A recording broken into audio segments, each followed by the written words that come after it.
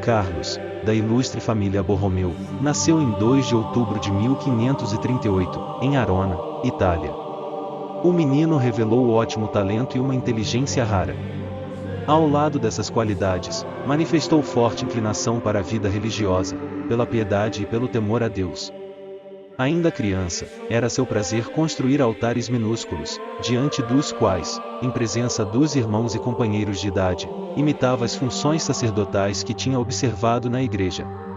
O amor à oração e o aborrecimento aos divertimentos profanos eram os sinais mais positivos da vocação sacerdotal. O ano de 1562 veio a Carlos a graça do sacerdócio. No silêncio da meditação, Carlos lançou planos grandiosos para a reorganização da Igreja Católica. Esses todos se concentraram na ideia de concluir o Concílio de Trento.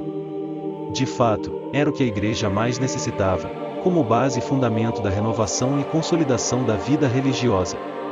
Carlos, sem cessar, chamava a atenção do seu tio, que era cardeal e foi eleito Papa, com o nome de Pio IV, para essa necessidade, reclamada por todos os amigos da Igreja. De fato, o concílio se realizou, e Carlos quis ser o primeiro a executar as ordens da nova lei, ainda que, por essa obediência, tivesse de deixar sua posição para ocupar outra inferior.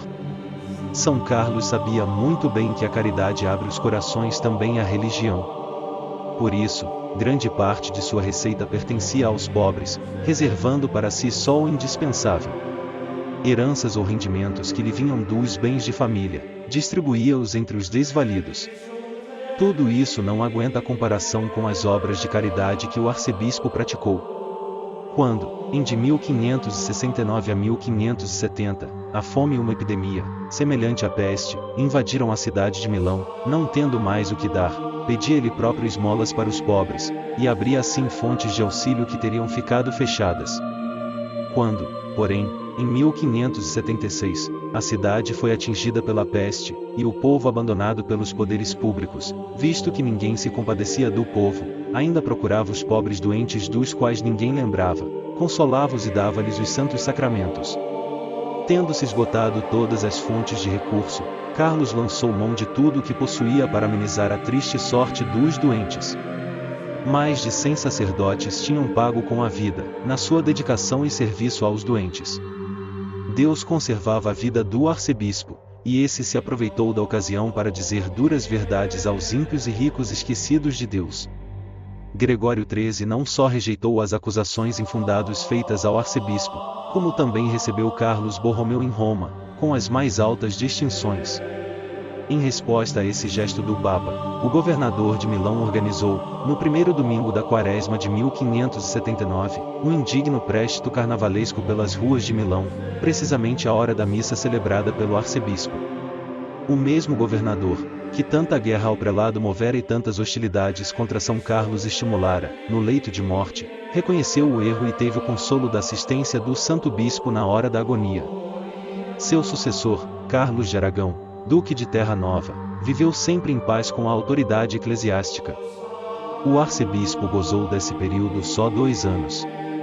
Quando, em outubro de 1584, como era de costume, retirara-se para fazer os exercícios espirituais, teve fortes acessos de febre, aos quais não deu importância e dizia: um bom pastor de almas deve saber suportar 3 febres, antes de se meter na cama. Os acessos renovaram-se e consumiram as forças do arcebispo. Ao receber os santos sacramentos, expirou aos 3 de novembro de 1584. Suas últimas palavras foram: Ei Senhor, eu venho, vou já. São Carlos Borromeu tinha alcançado a idade de 46 anos. Foi beatificado em 1602, por Clemente VIII, e depois, canonizado em 1610, por Paulo V, que fixou a festa do santo para o dia 4 de novembro. A grande influência de São Carlos Borromeu, pelo que realizou em Milão, serviu de exemplo para que a reforma da Igreja acontecesse em muitos outros países, no espírito do Concílio de Trento. Oração. Grande Bispo, que na tua sabedoria, soubeste organizar a Igreja, e adequá-la ao tempo, dai a mesma sabedoria aos nossos bispos, e responsáveis para que sejamos sempre atuantes na sociedade, e propagadores do Evangelho como grande obra de caridade. Por Cristo, nosso Senhor. Amém. São Carlos Borromeu, rogai por nós.